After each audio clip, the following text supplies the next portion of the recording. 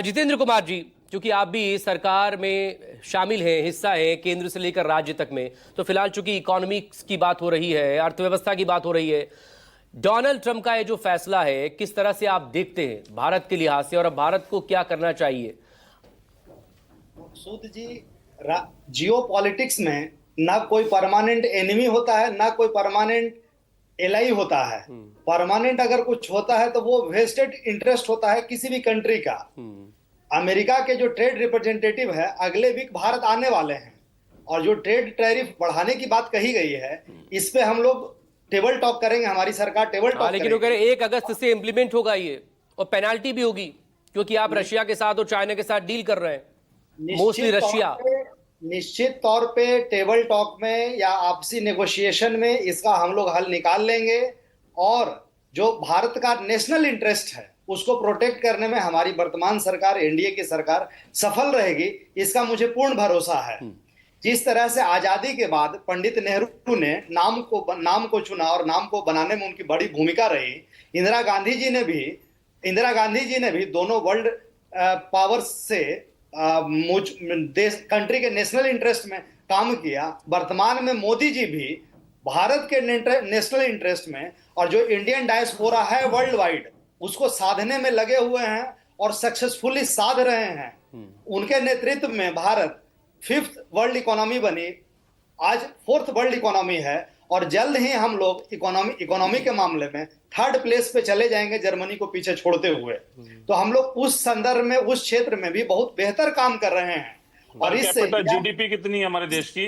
इससे यह तो तय हो गया कि आप जो ऑपरेशन पर कैपिटा जीडीपी मालूम है हमको, आपको हमारे देश की, चीन की मालूम है कितनी है? आपसे ज्ञान लेने की जरूरत नहीं है कि नहीं, बताइए ना, अगर आपको ज्ञान है तो बताइए, मेरे से ज्ञान मत लीजिए। हूँ, मेरे से मत ज्ञान लीजिए मामले में मेरे से ज्ञान मत लीजिए, मेरे से ज्ञान मत लीजिए। Ishan please let him complete. Ishan बात कर रहे थे त्यागी जी, तो क्या मैं आपको रोका टोका? आप कंप्लीट पॉलिटिकल बात किए हैं। ठीक है, जितेंद्र जी प्लीज कंप्लीट करें। जितेंद्र जी प्लीज, मुझे वो अभिषेक के पास भी जाना है फिर, प्लीज।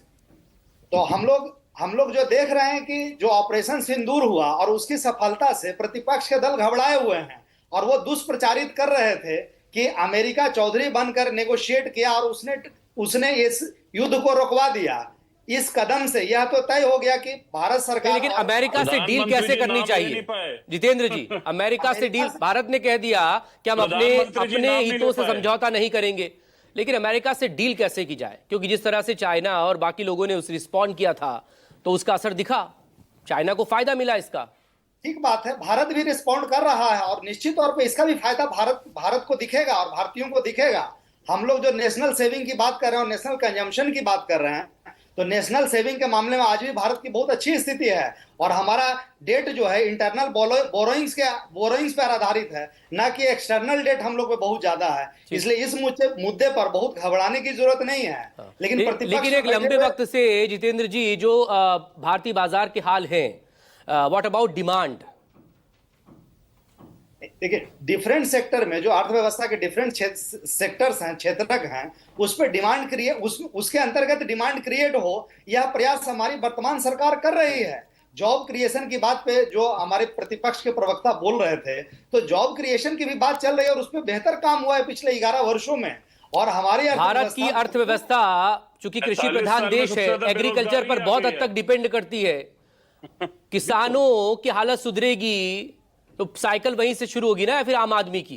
किसान हम चले उसको जोड़ लेते हैं, आम आदमी को लेकर हम बात करें। किसानों के आम आदमी की जेब में पैसा है क्या? बताया प्रोफेसर अरुण कुमार जी ने बताया कि आज भी हमारी अर्थव्यवस्था का 45% उस पर डिपेंडेंट है प्राइमरी सेक्टर पे, बिल्कुल, और 60% लोग आज भी कृषि कर्म को करते हैं, यही उनका मुख्य पेशा और मुख्य व्यवसाय है। तो किसानों की हालत तो छिपी नहीं ना किसी से, कितना कर्जा है, कितने सुसाइड हो रहे हैं, बाकी और क्या हाल है?